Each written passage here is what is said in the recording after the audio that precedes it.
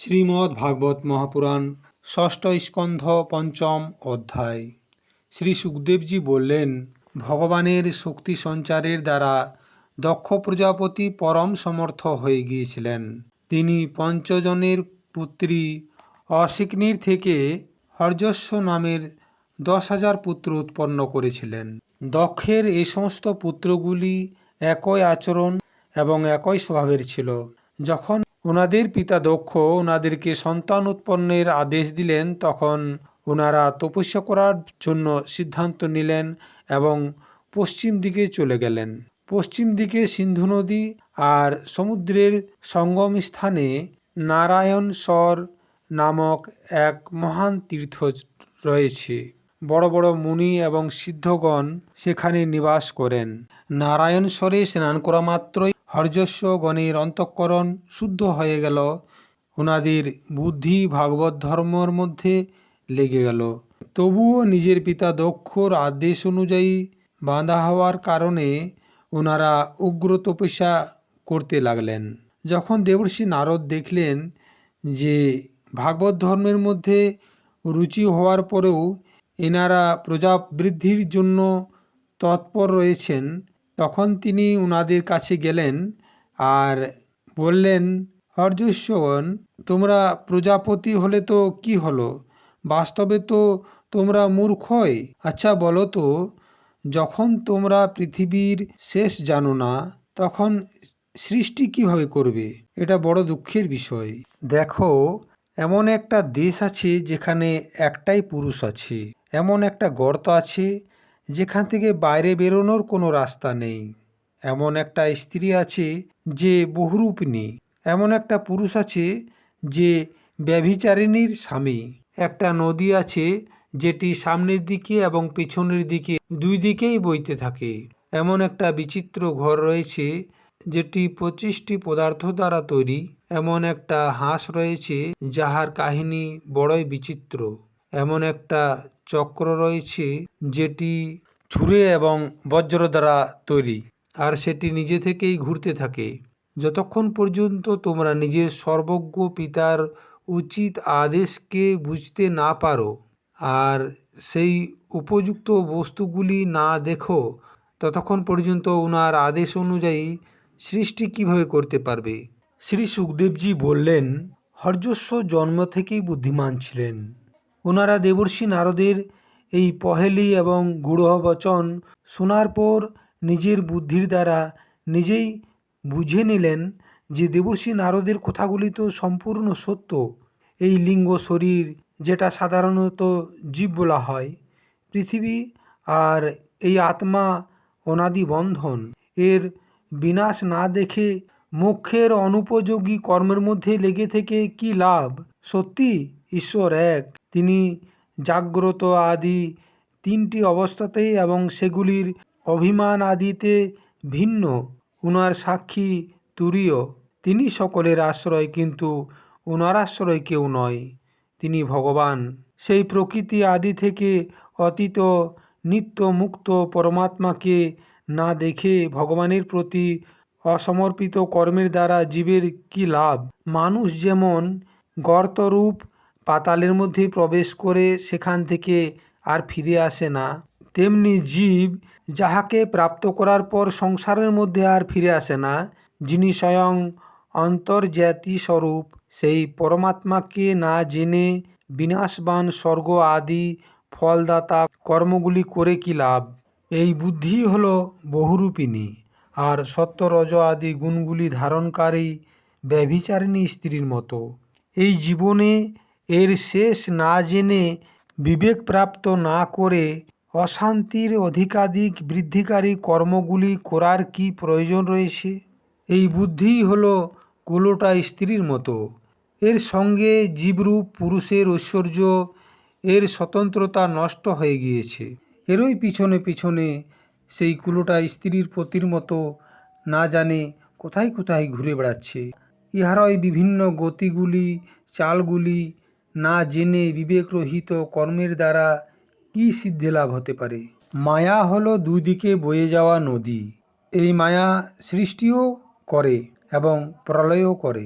যাহারা এই মায়া থেকে বেরিয়ে যাওয়ার জন্য তপস্যা বিদ্যা আদি তটের সাহায্য নেয়, তাদেরকে থামানোর জন্য ক্রোধ অহংকার আদি রূপে সে আরও গতিবেগে বইতে থাকে। যে পুরুষ এর গতিবেগের দ্বারা বিবশ এবং অনভিজ্ঞ, সে মায়ার এই কর্মগুলি থেকে কিভাবে লাভ উঠাতে পারে? এই 25 তত্ত্বই হল এক অদ্ভুত ঘর। পুরুষ ইহার আশ্চর্যময় আশ্রয়। সে সমস্ত কার্য কারণাত্মক জগতের অধিষ্ঠাতা। এটা না জেনে সত্যিকারের স্বতন্ত্র প্রাপ্ত না করে মিথ্যা স্বতন্ত্রতায় করা কর্ম ব্যর্থই হয়। ভগবানের স্বরূপ নির্দেশিত শাস্ত্র হংসের মতো নীর ক্ষীর এবং বিবেকী। সেটি বন্ধ মোক্ষ চেতন এবং জড়কে আলাদা আলাদা করে দেখিয়ে দিয়েছে। এইরকম আধ্যাত্ম শাস্ত্ররূপ হংসের আশ্রয় ছেড়ে শাস্ত্রজ্ঞান লাভ না করা কর্মের কি লাভ? এই কালই হলো এক চক্র।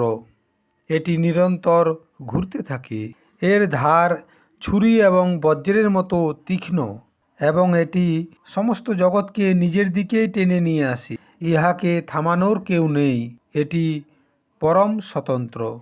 এই কথাগুলি না জেনে কর্মগুলির ফলকে নিত্য মনে করে যাহারা সকাম ভাবের দ্বারা তাহার অনুষ্ঠান করে, তাদের সেই অনিত্য কর্মগুলির ফলে কি লাভ হবে? শাস্ত্রই হলো পিতা, কেননা দ্বিতীয় জন্ম শাস্ত্রের দ্বারাই হয়, আর ইহার আদেশ কর্মগুলির মধ্যে লাগে না, সেগুলি থেকে নিবৃত্ত হতে হয়। এটি যে জানে না, সে গুণময় শব্দ আদি বিষয়গুলির উপর বিশ্বাস করে নেয়। শ্রী সুখদেবজি বললেন, হর্যস্বগণ এইসব শোনার পর সকলে একমত হলেন এবং হর্যস্বগণ একমত হয়ে এটাই নিশ্চয় করলেন আর নারদজিকে পরিক্রমা করলেন। তারপর সেই মোক্ষপথের পথিক হয়ে গেলেন, যাহার উপরে চলার পর ফিরে আসতে হয় না। এরপর দেবর্ষি নারদ স্বরব্রহ্মে সঙ্গীত লহর দ্বারা অভিব্যক্ত হলেন এবং ভগবান শ্রীকৃষ্ণের চরণকমলে নিজের চিত্তকে অখণ্ড রূপে স্থির করে লোক ও লোকান্তরে বিচরণ করতে লাগলেন। দক্ষ প্রজাপতি যখন বুঝতে পারলেন যে আমার শীলবান পুত্রগুলি নারদের উপদেশে কর্তব্যচ্যুত হয়ে গিয়েছে, তখন তিনি শোকে ব্যাকুল হয়ে পড়লেন। তিনি বড়ই অনুতপ্ত হলেন। আসলে এটাই স্বাভাবিক। ভগবান ব্রহ্মাজি তখন দক্ষ প্রজাপতিকে সান্ত্বনা দিলেন এবং শান্ত করলেন। তখন প্রজাপতি দক্ষ পঞ্চজন নন্দিনী অশিকনির গর্ভ থেকে আরও 1000 পুত্র উৎপন্ন করলেন। তাদের নাম ছিল সবলাস্য। তারাও নিজের পিতা দক্ষ প্রজাপতির আদেশ পেয়ে প্রজা সৃষ্টির উদ্দেশ্যে তপস্যা করার জন্য সেই নারায়ণ সরোবরে গেলেন, যেখানে তাদের বড় ভাইয়েরা সিদ্ধিপ্রাপ্ত করেছিলেন। সবলাস্যগণ সেখানে গিয়ে সেই সরোবরে স্নান করলেন এবং স্নান মাত্রই তাদের অন্তঃকরণে সমস্ত ময়লা দূর হয়ে গেল। এখন ওনারা পরব্রহ্মস্বরূপ প্রণবের জপ করতে করতে মহান তপস্যায় লেগে গেলেন। কয়েক মাস পর্যন্ত কেবল জল এবং কিছু মাস পর্যন্ত কেবল বাতাস নিয়ে ওনারা ওং নমস্কার পূর্বক ওঙ্কার স্বরূপ ভগবান নারায়ণের ধ্যান করতে লাগলেন, যাহা বিশুদ্ধ চিত্তের মধ্যে নিবাসকারী, সবার অন্তর্যামী তথা সর্বব্যাপক এবং পরমহংস স্বরূপ। এই মন্ত্রের অভ্যাস করতে করতে মন্ত্রাধিপতি ভগবানের আরাধনা করলেন। শ্রী সুখদেবজি বললেন, এইভাবে দক্ষের পুত্রেরা প্রজা সৃষ্টির জন্য তপস্যায় সংলগ্ন ছিলেন। ওনাদের কাছেও দেবর্ষি নারদ আগের মতোই কৌশলপূর্বক এলেন এবং বললেন, দক্ষ প্রজাপতি পুত্র, আমি তোমাদেরকে যে উপদেশ দেব তা শোনো। তোমরা তো নিজের ভাইদের বড় প্রেম করো, সেই জন্য ওনাদের পথকেই অনুসন্ধান করো। যে ধর্মজ্ঞ ভাই নিজের বড় ভাইদের শ্রেষ্ঠ পথকে অনুসরণ করে, তাহারা বড়ই আদর্শ ভাই। তারা পুণ্যবান পুরুষ, পরলোকে মরুদ্গণের সাথে আনন্দ ভোগ করে। সবলাস্যগণকে এরকম উপদেশ দেওয়ার পর দেবর্ষি নারদ সেখান থেকে চলে গেলেন। আর তাহারাও নিজের বড় ভাইদের পথকেই অনুসরণ করতে লাগলেন, কেননা নারদজির দর্শন কখনো ব্যর্থ হয় না। তারা সেই পথের পথিক হলেন, যাহা অন্তর্মুখী বৃত্তি থেকে প্রাপ্ত হওয়া যোগ্য, অত্যন্ত সুন্দর এবং ভগবৎ প্রাপ্তির অনুকূল। এদিকে দক্ষ প্রজাপতি আজকাল অনেক অশুভ লক্ষণ অনুভব করছেন, তাই তিনি নিজের পুত্রদের অনিষ্টর কথা আশঙ্কা করলেন। তারপর তিনি বুঝতে পারলেন যে প্রথমের মতোই দেবর্ষি নারদ তার পুত্রদেরকে চৌপট করে দিয়েছে। তিনি নিজের পুত্রদের কর্তব্যচ্যুত হওয়ার কারণে শোকগ্রস্ত হলেন এবং দেবর্ষি নারদজির উপর ক্রোধিত হলেন, এবং তিনি অত্যন্ত ক্রোধিত হয়ে দেবর্ষি নারদজির কাছে পৌঁছলেন। প্রজাপতি দক্ষ বললেন, হে দুষ্ট, তুমি মিথ্যা সাধুর পোশাক পরে আছো। তুমি আমার ভোলা ভালা বালকদেরকে ভিক্ষার পথ অনুসরণ করিয়ে দিয়েছ। তুমি আমার অনেক বড় ক্ষতি করেছ।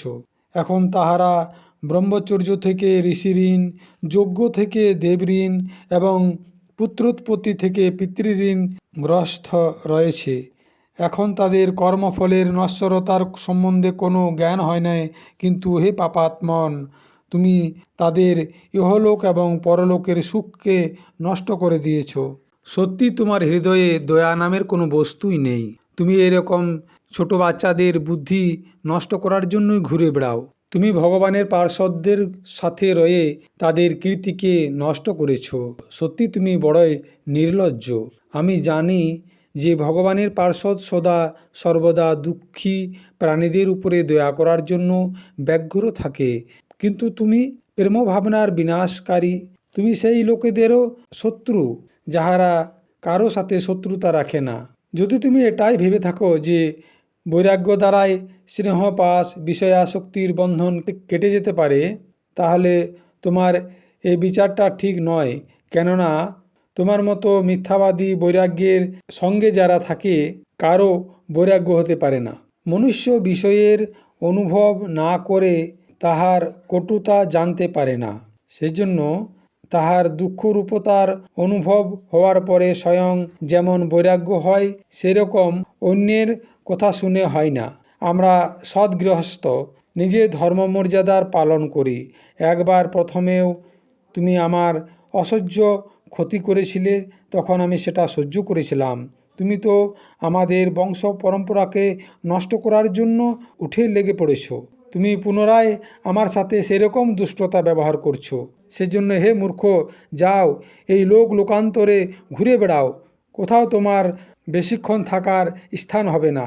শ্রী সুখদেবজি বললেন, সন্ত শিরোমণি দেবর্ষি নারদ খুব সুন্দর এরকম বললেন, আর দক্ষ প্রজাপতির অভিশপ্তকে গ্রহণ করলেন। সংসারে বশ সাধুতা এটারই নাম। যাহার কাছে প্রতিশোধ নেওয়ার শক্তি থাকার পরেও অন্যের প্রতি প্রতিশোধ না নিয়ে তার নিজের ক্ষতিকে সহ্য করে নিতে পারে।